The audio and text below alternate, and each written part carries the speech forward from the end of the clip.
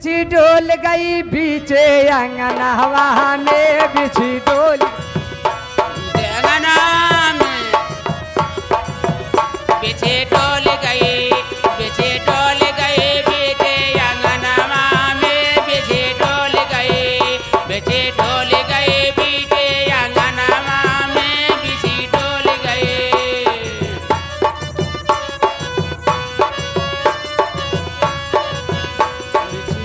Hello, यही भाव पे ब्रिजमोहन बड़े भैया जेठपुरा के निवासी 101 रुपए का पुरस्कार भैया से बार बार नमस्कार नहीं कहना बा भैया। ब्रिजमोहन के फिर लाइन पे लगा रहा मास्टर। हाँ अरे यार बताओ थे यार बा भैया। अरे नान्ही नान्ही खोरिया में दहिया जमायो की हाय हाय रे। नाने नाने खोरिया माँ दहिया जमायों के हाय हाय रे। नानी नानी खोरिया माँ दहिया जमायों के हाय हाय रे। दहिया खाली ब्रिज मोहन के बहिनिया हो। दहिया खाले ब्रिज मोहन कई बहिनिया हो। दहिया खाले ब्रिज मोहन कई बहिनिया हो। अरे खातई गर्भ होई जाए रसिया राम।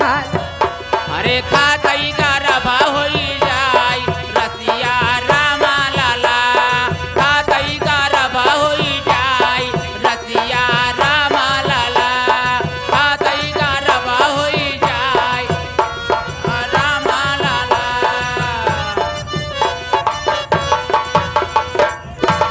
रंजीत निषाद बड़े भैया चौकिया घाट के धरती से 11 रुपए का पुरस्कार है। और हमारे बड़े भैया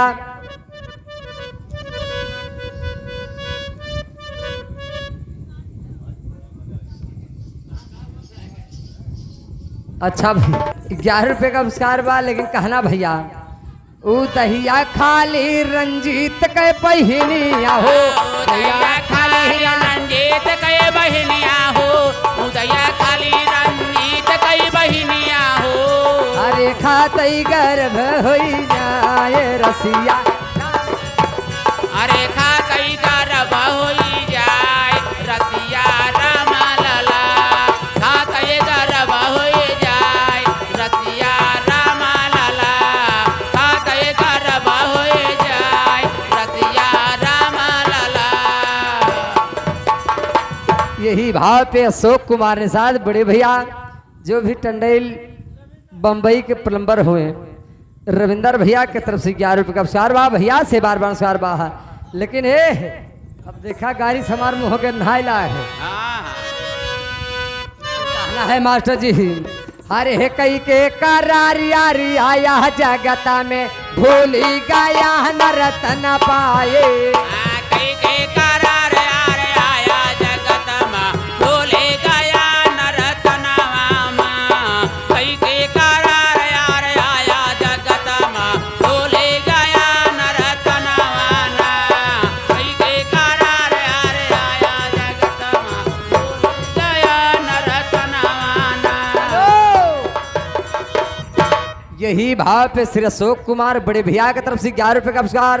और इधर राधड़ी आप हमारे प्रमोद बड़े भैया टेंट हाउस वाले करडी के निवासी 21 रुपए का पुरस्कार भैया से बार बार नमस्कार नहीं कहना मास्टर जी।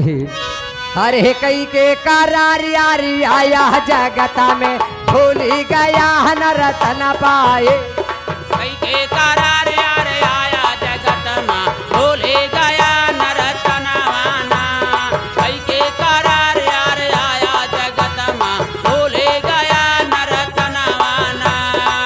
ये करार यारी आया जगता में भूल गया नरतन पाए। भैया भूल गया नरतन पाए। काया कोठरिया के भाड़ा लगाए दे हिसाब होई पाई पाई।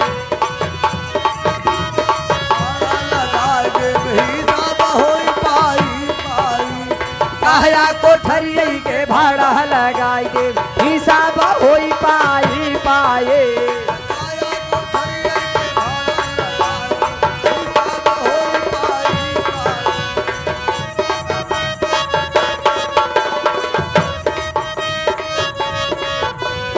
कही के कर करार यारी आया जगत में भूल गया नर तन पाए।